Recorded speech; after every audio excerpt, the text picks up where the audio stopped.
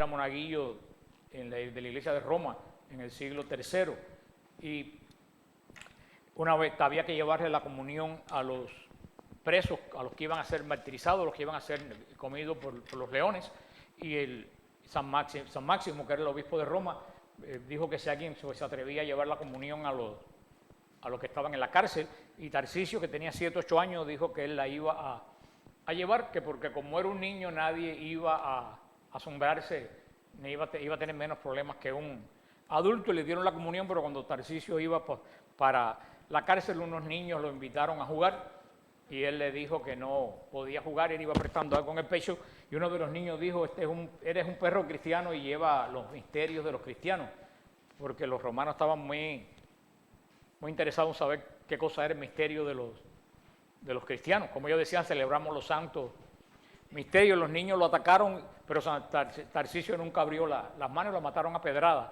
y no lo pudieron abrir las manos, hasta que vino un centurión que era católico y lo recogió, y entonces sacó la Eucaristía del pecho de San Tarcisio. Es uno de los primeros mártires de la iglesia, un niño, y es también patrón de los acólitos. Allá en mi pueblo había una gran devoción a San Tarcisio. Muchas veces un día como hoy eran también los días de las primeras comuniones. Un santo romano que poca gente pues conoce, y ahí está su memorial en la basílica, en la catacumba de San Calixto en Roma. Así que tenemos 2 fiestas grandes, y mañana, como todos sabemos, es día de precepto. Fiesta grande es la Asunción de la Santísima Virgen a los cielos. Jorge, ¿de quién tenemos personas comunicándonos hoy?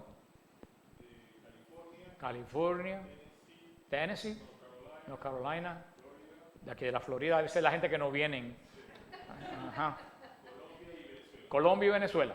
O sea, todo, especialmente a Venezuela, nuestras oraciones por ustedes. Y también saludo a Sonia en Puerto Rico, que también nos ve por las clases por el internet. Así que pues comenzamos el libro de Judith en nombre del Padre, del Hijo y del Espíritu Santo. Amén. La semana pasada hicimos la introducción al libro de Judith. De nuevo vamos a invocar al Espíritu Santo. Espíritu Santo, ilumina nuestro entendimiento, para que al leer o estudiar la Sagrada Escritura sintamos la presencia de Dios Padre, que se manifiesta a través de tu palabra. Abre nuestro corazón para darnos cuenta del querer de Dios y la manera de hacerlo realidad en nuestras acciones de cada día. Intrúyenos en tus sendas, para que, teniendo en cuenta tu palabra, seamos signo de tu presencia en el mundo. Amén. Los primeros versículos, capítulos de Judith, pues no vamos a estudiarlos, solo se los dejo a ustedes de tarea. Solamente les voy a decir la estructura, porque es puramente pues historia, como la campaña de Holofernes, cómo se los ataques, cómo atacaron, la campaña que hicieron, que verdaderamente eso pues es parte histórica, que a nosotros pues es mejor que ustedes pues lo lean en su casa, no ahora. La primera sección del libro de Judith, este capítulo 1, va a hablar de la fiereza de Holofernes, que es un general babilonio, auspiciado por Nabucodonosor, que lo manda a la conquista de las naciones. Hay muchas discusiones que si no coincide este relato con el periodo de Nabucodonosor, y que la geografía que presentan en estos capítulos no coincide con la geografía real de Israel, pero eso verdaderamente para nosotros, ya les dije que no es importante, porque esto no es un libro histórico ni es un libro de geografía. Acuérdense que dijimos que esto era una hagiografía. Es como la historia, dijimos, de los santos de la Iglesia Católica. Esta es la historia de los santos de Israel, que tenemos ese tipo de geografía. Tenemos en Ruth, y lo vamos a tener en la reina Esther, también va a ser la geografía. ¿Te acuerdan que dijimos que Judith ni siquiera es un nombre propio? Judith, ¿qué quiere decir? La judía. O sea, dice la judía, eso lo quiere decir Judith. O sea que si no coincide la parte histórica, esto no tiene la mayor importancia. Dijimos que por la estructura del libro, parece que este libro fue escrito en la época de los macabeos. Todo esto lo estudiamos la semana pasada, así que entrar en discusiones que si corresponde o no corresponde es perder el tiempo, porque el libro es un libro pues que nos muestra una historia del pueblo de Israel, expresado en forma pues simbólica, en forma, como también dijimos la semana pasada, mishránica, que era un tipo de escrito de los judíos, que quiere decir relatos, y es un relato que al final pues tiene siempre la enseñanza, lo dijimos la semana pasada, de que Dios siempre es fiel. Que nunca el mal tiene la última palabra y que Dios se vale de lo que la gente no considera importante para hacer su obra. Recuérdense que dijimos que este libro tenía mucho parecido con ¿quién?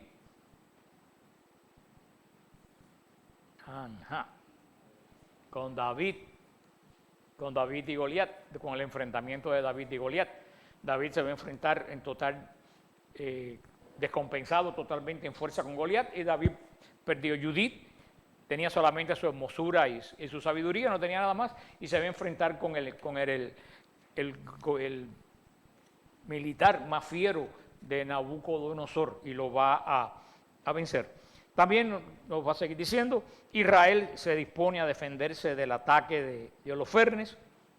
Vamos a leer donde Holofernes habla con Agior, donde Agior le habla acerca de los israelitas, pero el primero y el segundo capítulo, el 4 y el quinto se los dejo para que ustedes lo estudien si quieren meterse en la historia, ¿no? en esta parte histórica de cómo vamos a empezar en el capítulo 5:5. En el nombre del Padre, del Hijo, del Espíritu Santo. Amén. Y ahorita pues casi terminamos porque Judí no es muy largo.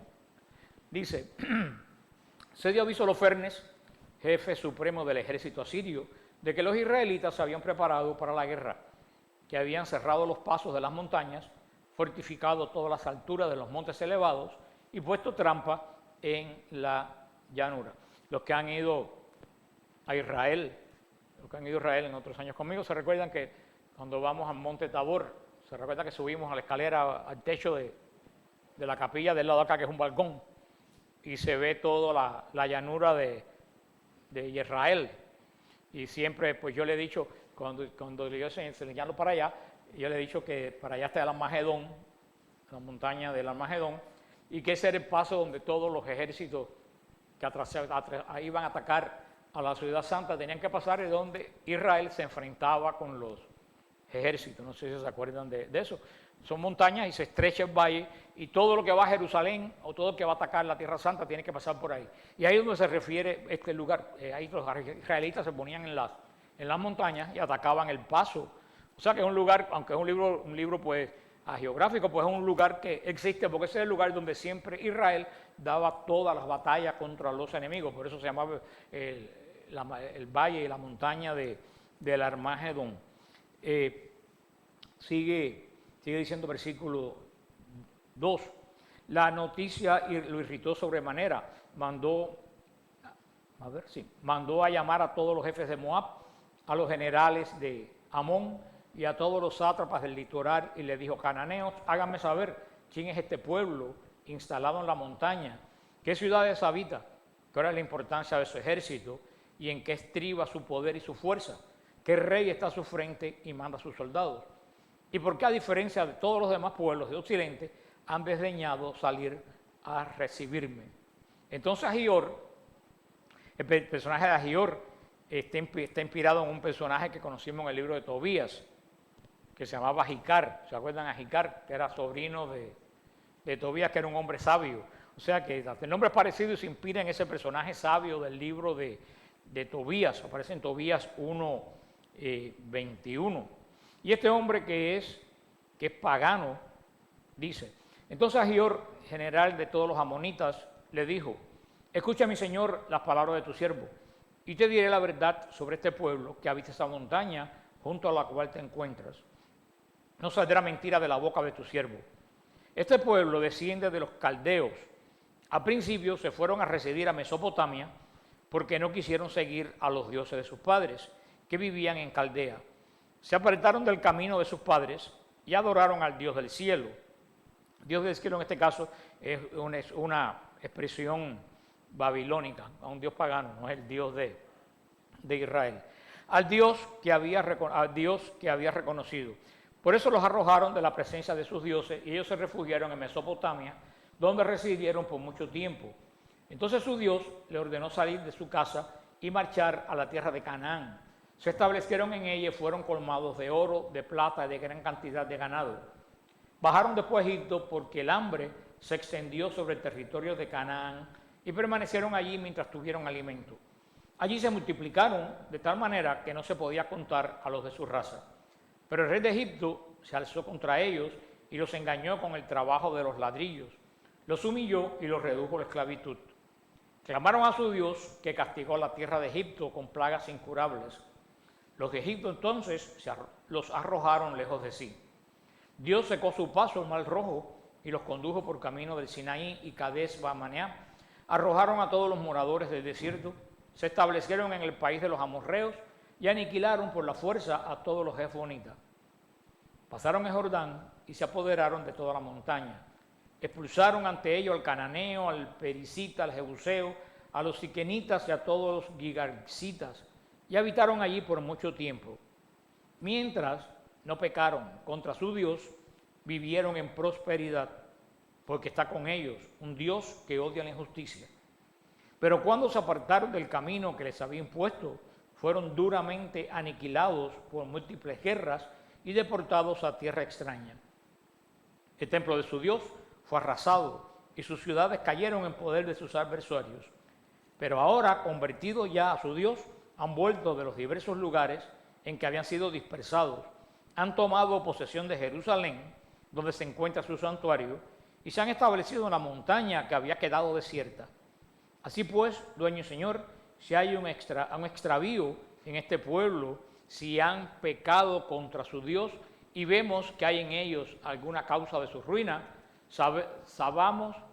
subamos y ataquémoslo. Pero si no hay iniquidad en esa gente, que mi Señor se detenga, no sea que su Dios y Señor los proteja con su escudo y nos convirtamos en la irrisión de toda la tierra. Cuando acabó Ahior este discurso, se alzó un murmullo entre toda la tropa que estaban en torno a la tienda, y los magnates de los Fernes y los habitantes de la costa y de Moab hablaron de despedazarlo. No tememos a los israelitas, no son gente que tengan fuerza ni vigor para un combate duro. Subamos y sean pues un bocado para todo tu ejército, Señor, por los Fernes. Que el Señor añada bendición a su santa palabra. En este capítulo 5, pues vemos precisamente que quien escribe este libro es una persona judía que conoce la historia de Israel. Él hace totalmente, lo pone en boca de Ahior, pero se nota enseguida que es un judío que conoce a la legua la historia de su pueblo desde que estaban lo que estaban en Caldea, desde la época de Abraham. Es un resumen, el capítulo 5 es un resumen muy hermoso de la historia de Israel. Y al mismo tiempo es una reflexión, porque ellos se ve que ya los judíos habían aprendido. Le dice, cada vez que ellos han tenido mala suerte porque han sido infieles a su Dios. Así que le propone algo muy sabio. Antes de atacarlo, vamos a ver si ellos han hecho alguna infidelidad. Porque si han sido infieles a Dios, es presa fácil. Pero si no, no se puede contra ellos. Aquí, por supuesto que es un relato judío, por aquí, poniéndonos el contexto, se ve una persona que está impresionado por este pueblo que ha vencido todas las dificultades. Ha vencido salir de Caldea, abandonar todos sus familiares y sus posesiones, llegar a Canaán, ser recibido en Canaán, tener herencia en Canaán, irse a Egipto, ser esclavo en Egipto y de buenas a primeras salir de Egipto con tesoros de Egipto, atravesar un desierto terrible, llegar a esta tierra, expulsar a la gente. O sea, está diciendo, hay algo detrás de este pueblo. Este pueblo no es como un pueblo. Después se lo llevan a Persia, se lo llevan a Persia, se lo llevan a Babilonia y salen del exilio y regresan y vuelven a construir exactamente todo lo que habían. O sea que este hombre está diciéndole, cuidado con este pueblo, hay algo detrás de este pueblo. Porque cuando uno sirve al Señor, definitivamente el Espíritu del Señor está detrás de nosotros. Como yo leía el otro día y lo puse en Facebook, cada milagro ha comenzado con un problema. Cuando alguien ha visto un milagro que no haya empezado por un problema. Busquen todos los milagros de Jesucristo. ¿Por qué empezaron? Una niña muerta, un siervo muerto, uno que se quedó paralítico, el otro que era ciego, los otros que se volvieron leprosos, no tenían comida que comer, o sea, siempre todos los milagros no vienen cuando la cosa está buena, los milagros vienen cuando la cosa está mala. Y cuando uno está pegado al Dios de la vida, por eso es que este Agior, con esta sabiduría, le dice, mejor que antes de ataquen, averigüen en qué estado espiritual están ellos. Y eso también se aplica a nosotros, porque si nosotros somos fieles, Dios es fiel.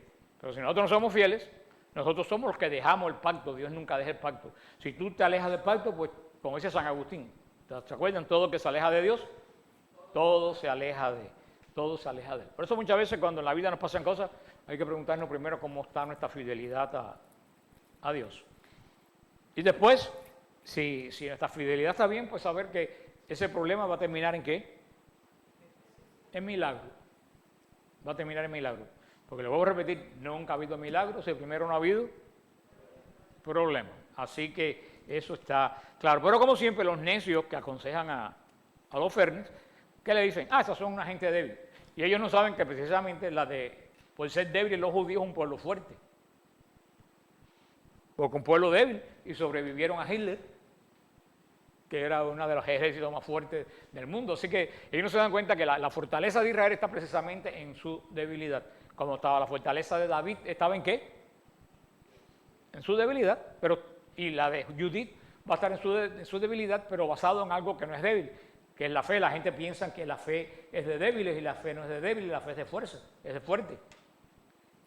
Porque en medio de un problema tú confiar que alguien va a hacer algo por ti y esperar eso es que ser fuerte. Es al revés de lo que la gente piensa. El débil en el medio de un problema, ¿qué es lo que hace? Se pone a buscar cómo resolverlo. Ese es el débil, ese no es el fuerte. Para, en medio de un problema, sentarte a esperar que Dios lo va a solucionar, hay que tener fortaleza espiritual. Por eso la gente que se vuelve loca buscando ayuda por aquí y por allá terminan enredándolo. Casi siempre todo. Eso lo he hecho montones de veces. Uno tiene que hacer la parte de uno y cuando uno está seguro de que hizo la parte de uno, tienes que dejar que Dios haga la parte de él. Mientras tú estás haciendo la parte, metido en la parte de Dios, Dios no actúa. Y para que no me pregunten en la sección de preguntas después, porque eso siempre lo preguntan. No, porque eso lo preguntan. ¿Y cómo yo sé cuando yo tengo que dejar algo? Cuando yo tengo que parar lo que estoy haciendo y dejar que Dios actúe. Hermano, eso te lo dice el discernimiento. Tiene que pedirle a Dios en los problemas discernimiento. Saber cuándo actuar y cuándo ofrecer el problema a Dios. Aunque yo creo que todo el mundo lo sabe, llega un momento del problema que uno ya sabe que uno no puede hacer nada. Ese es el momento para arrodillarse y decirle, Señor, ahí te lo dejo, a ver cómo tú lo arreglas. Pero solamente una persona fuerte hace eso. Una persona débil sigue, y mientras más sigue, más la cosa se enreda. Porque te estás metiendo en el tiempo de Dios y Dios no actúa mientras tú dejes de actuar. Porque para que ocurra el milagro tiene que haber primero fe. Eso pasó en la época de Judith, eso sigue pasando en el tiempo de hoy. En el capítulo, pero por supuesto esta gente no lo entendieron y por eso que todo terminó como entendió. Para ellos la fortaleza estaba en las armas. Estaba la fortaleza y ellos dijeron, estos son débiles, son personas, si hemos ganado un mundo entero, los grandes imperios, como un pueblucho ahí metido en montaña, nosotros no lo vamos a ganar. Por eso nunca desestimes el poder de Dios, ni el poder que Dios da a su pueblo. Ese capítulo 6, calmado el tumulto provocado por los hombres que estaban en torno al consejo, Holofernes, jefe supremo del ejército de Asiria, dijo a Agior delante de todos los pueblos extranjeros y de los moabitas, ¿quién eres tú, Agior, y quiénes son los mercenarios de Amón que te permiten hoy lanzar profecías entre nosotros y aconsejarnos que no luchemos contra esa ralea de Israel, porque su Dios le protege con su escudo? Antes que nada, Agior no había hecho ninguna profecía. A ellos le preguntaron y Agior dijo lo que él sabía. Pero hay mucha gente que cuando preguntan quieren escuchar la respuesta que ellos quieren. Entonces, si tú quieres recibir la respuesta que tú quieres, no la hagas. Por ejemplo, Mildred me pregunta, ¿vamos a ir en el viaje a este lugar y a este lugar? Y yo le digo, no, yo prefiero este y este. Y ella me dice, Pero bueno, pero es que yo creo que, digo, pues entonces si tú vas a hacer lo que te dé la gana, no me preguntes. Eso es en todos los viajes. Eso en todos los viajes. Pues bueno, si ustedes quieren que le pregunten, y a veces digo, no me pregunten porque el viaje yo voy y se acabó. ¿No? O sea, a mí me da igual ir a cualquier lugar, si yo para viajar siempre estoy, mientras sea un lugar sagrado, ¿no? Siempre yo estoy dispuesto a ir. Pero, hablando en serio, siempre pues hay personas que quieren, y sobre todo en Facebook, siempre en Facebook todo el mundo quiere que la gente esté de acuerdo con lo que la persona dice, si no se forma la tercera guerra mundial, y yo se lo digo a una persona, mira, yo no entro al web de nadie a ver lo que nadie escribe. ¿Por qué la gente siempre está metiéndose? Si tú sabes que la respuesta no te va a agradar, ni te metas y leas lo que estamos... Pues, pero es que eso no ha cambiado. Este hombre preguntó, y este hombre, y casi siempre a la gente que contesta con sinceridad, la gente no le hace caso. La gente le hace caso a los que adulan. A la gente le encanta ser adulado. Y sigue diciendo, dice, ¿qué otro Dios hay fuera de Nabucodonosor? Imagínate tú, ya vemos que la cosa anda muy, muy mal. Él piensa que Nabucodonosor es Dios. Este enviará su fuerza y los extirpará de la superficie de la tierra sin que su Dios pueda librarlos. Nosotros, sus siervos, los batiremos como si fueran solo un hombre y no podrán resistir el empuje de nuestros caballos. Los pasaremos a fuego sin distinción. Sus montes se embriagarán de su sangre y sus llanuras se colmarán con sus cadáveres.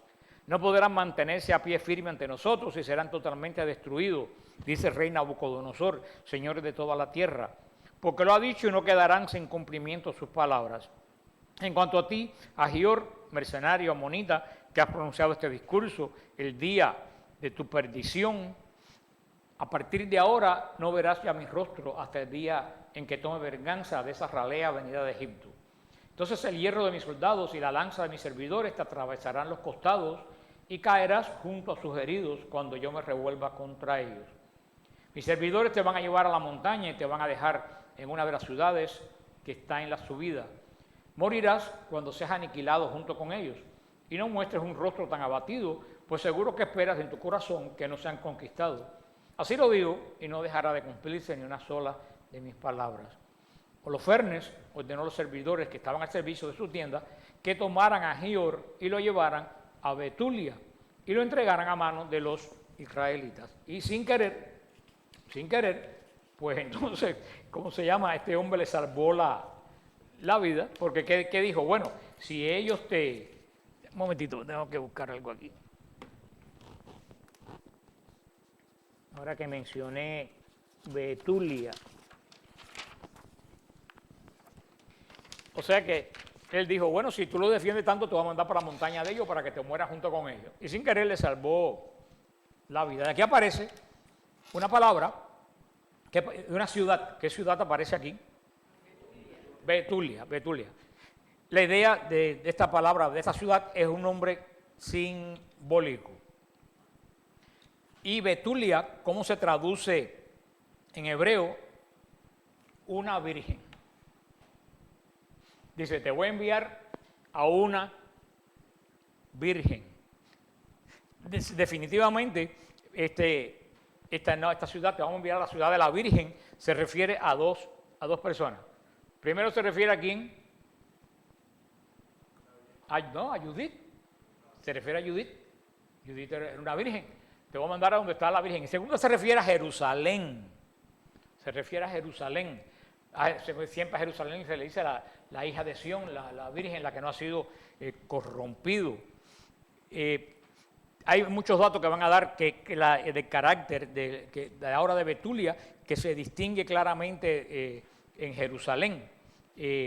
O sea que ven que todo esto es, como esta ciudad no existe, pues es un nombre simbólico, como todo el libro, que es una ciudad pues que está siendo más que un conglomerado de gente, que Agiar va a ser enviado a aquella que va a liberar a Israel.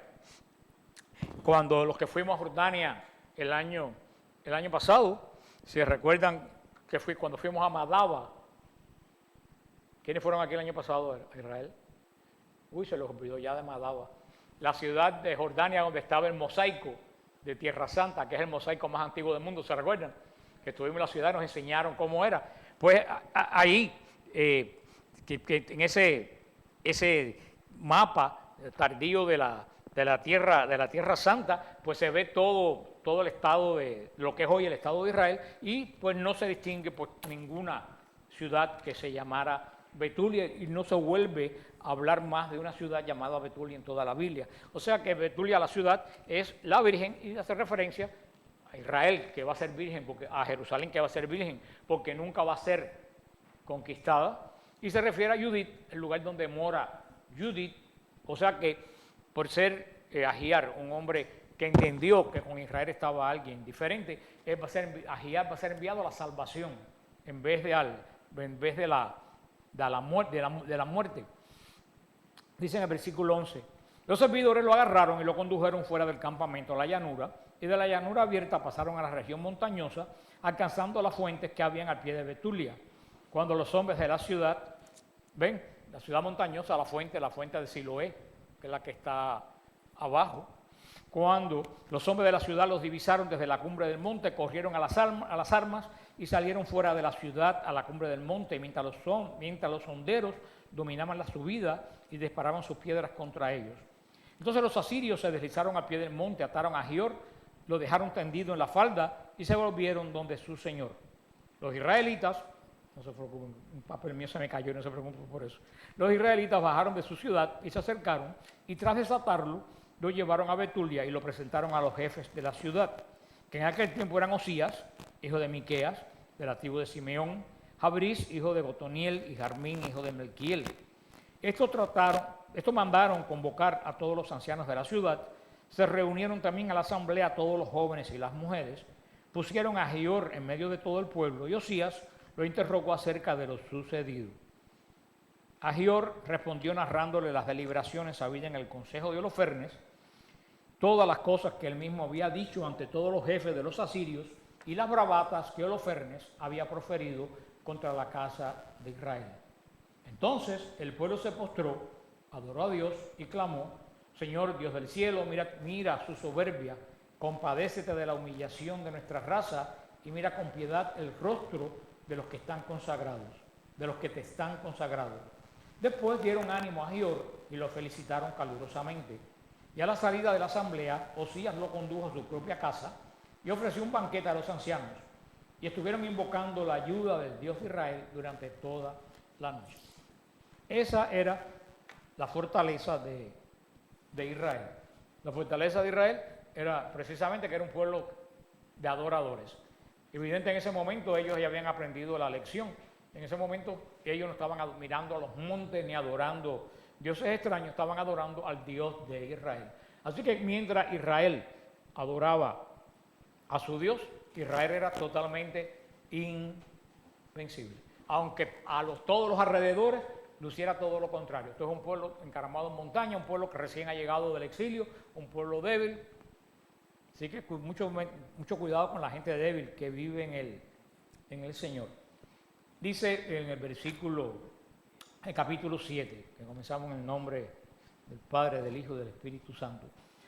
Al día siguiente ordenó Holofernes a todo su ejército y a todos los pueblos que iban como tropas auxiliares a avanzar contra Betulia, ocupar los accesos de la montaña y comenzar las hostilidades contra los israelitas. El mismo día levantaron el campamento todos los hombres de su ejército. El número de sus guerreros eran de 120,000 infantes y 12,000 jinetes, sin contar los encargados del bagaje y la gran cantidad de hombres que iban a pie. Acamparon en el valle que hay cerca de Betulia, junto a la fuente, y se desplegaron a lo largo y lo ancho, desde Dotán hasta Belbaín y desde Betulia hasta Aquiamón, que está al frente de Esdrelón. Cuando los israelitas vieron tal muchedumbre, quedaron sobrecogidos y se dijeron unos a otros: ahora arrasarán estos toda la tierra, y ni los montes más altos, ni los barrancos, ni las colinas podrán soportar su peso. De todo modo, cada cual su equipo de guerra, encendieron hogueras en las torres y permanecieron junto a las armas toda aquella noche. Al segundo día, Holofernes hizo desfilar toda su caballería ante los israelitas que había en Betulia. Esto me recuerda a Goliat con toda su parafernalia, ¿no? que dice que tenía en la mano un tronco que parecía un palo, que parecía un tronco de un árbol, y todo esto, siempre el que se cree que es fuerte hace alarde de su poder. Se acercaron, inspeccionó toda la subida de la ciudad, reconoció las fuentes y las ocupó, dejando en ella guarniciones de soldados, y él se volvió donde su ejército. Se acercaron entonces a él los príncipes de los hijos de Saúl, todos los jefes de los moabitas y los generales del litoral, que eran los fenicios, y le dijeron: que nuestro Señor escuche una palabra y no habrá ni un solo herido en tu ejército. Este pueblo de los israelitas no confía tanto en sus lanzas como en las alturas de los montes en que habitan. De hecho, no es fácil escalar la cumbre de esos montes. Por eso, Señor, no pelees contra ellos en el orden de batalla acostumbrado, para que no caiga ni un solo hombre de los tuyos. Quédate en el campamento y conserva a todos los hombres de tu ejército. Que tus siervos se apoderen de la fuente que brota en la falda de la montaña, porque de ella se abastece todos los habitantes de Betulia. La sed lo destruirá y tendrán que entregarte la ciudad. Nosotros y nuestro pueblo ocuparemos las alturas de los montes cercanos y acamparemos en ella, vigilando para que no salga de la ciudad ni un solo hombre. Ellos, sus mujeres y sus hijos serán consumidos por el hambre, y aún antes de que la espada los alcance, caerán tendidos por las plazas de la ciudad. Entonces les impondrás un duro castigo por haberse rebelado y no haber salido a tu encuentro en son de paz. Parecieron bien estos consejos a Holofernes y a todos sus oficiales, y ordenó que se ejecutaran lo que proponían. Se puso en marcha el ejército moabita reforzado por 5.000 asirios, acamparon en el valle y se apoderaron de los depósitos de agua y de la fuente de los israelitas. Los edomitas y los amonitas, por su parte, acamparon en el monte frente a Dotán y enviaron destacamentos hacia el sur y el este, frente a Grebel, que está al lado de Juz, sobre el monte Mocomur. El resto del ejército quedó acampado en la llanura y cubría toda su superficie. Sus tiendas y bagajes formaron un campamento inmenso, porque era una enorme muchedumbre. Clamaron los israelitas al Señor su Dios, pues su ánimo empezaba a flaquear, viendo que el enemigo los había cercado y cortado la retirada. 24 días estuvieron cercados por todo el ejército asirio, infantes, carros y jinetes. A todos los habitantes de Betulia se les acabó la reserva de agua, las cisternas se agotaron, ni un solo día podían beber a satisfacción, porque se les daba el agua racionada. Los niños aparecían abatidos, las mujeres y los adolescentes desfallecían de sed y caían en las plazas y a las salidas de las puertas de la ciudad, faltos de fuerza.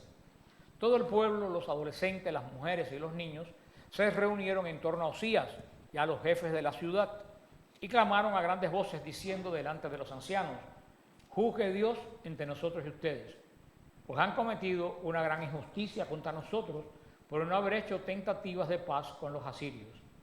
Y ahora no hay nadie que pueda valernos. Dios nos ha entregado a sus manos para sucumbir ante ellos de sed y destrucción total. Llámenos ahora mismo y entreguen toda la ciudad al saqueo de la gente de Holofernes y de todo su ejército. Es mejor que nos convirtamos en botín suyo. Seremos sus esclavos, pero salvaremos la vida y no tendremos que ver cómo se mueren nuestros niños y expiran nuestras mujeres y nuestros hijos en nuestra presencia. Los conjuramos a ustedes por el cielo y por la tierra y por nuestro Dios, Señor de nuestros padres, que nos ha castigado por nuestros pecados y por los pecados de nuestros padres, para que cumplan ahora mismo nuestros deseos. Y toda la asamblea a una prorrumpió en gran llanto y clamaron a grandes voces al Señor Dios. Osías les dijo: tengan confianza, hermanos, resistamos aún 5 días. Y en este tiempo el Señor nuestro Dios se mostrará compasivo con nosotros, porque no nos ha de abandonar por siempre. Pero si pasan estos 5 días sin recibir ayuda, cumpliré sus deseos. Y despidió a la gente, que ocupó cada cual su puesto.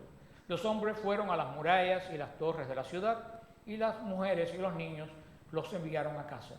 Había en la ciudad un gran abatimiento. El Señor añada bendición a su santa palabra. Vemos la repetición del cuadro de cuando salieron de Egipto.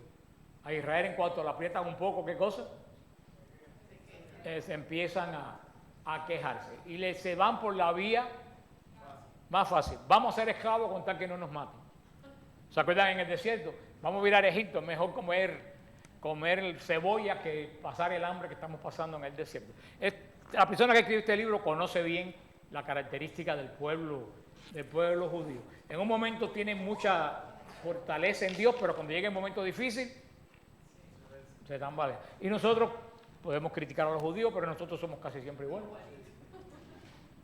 Estamos fuertes en Dios, pero cuando empieza la cosa a ponerse peor, empezamos a quejarnos, ¿no? Sin embargo, Osías es un hombre muy sabio, le dice, Osías sabía que cuando la cosa se pone peor es cuando Dios obra el milagro. Por eso Osías le dijo, si la cosa está tan mala, vamos a esperar 5 días.